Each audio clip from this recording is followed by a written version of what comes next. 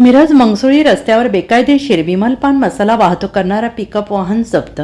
सुगंधी पान मसाला आणि पिकअप असा 13 लाखांचा मुद्देमाल जप्त.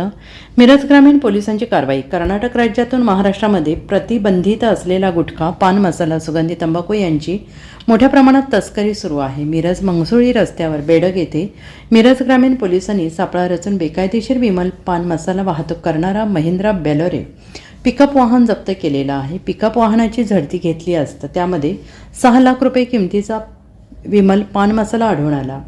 पिकअप वाहन चालक बाहुबली तिलावणी सुकुमार चौगुले वय वर्ष 33 राहणार हातकणंगले याच्यावर गुन्हा दाखल करून त्याला पोलिसांनी अटक केली आहे. 6,96,960 रुपये किमतीचा विमल पान मसाला, 6,50,000 रुपये किमतीचे एक महिंद्रा बेलेरो पिकअप वाहन असं एकूण 13,46,960 रुपये किमतीचा मुद्देमाल जप्त केला आहे. आणि ही कारवाई मिरज उपविभागीय पोलीस अधिकारी प्रणील गिल्डा, ग्रामीण पोलीस निरीक्षक अजित सीद यांच्यासह पथकाने केली आहे.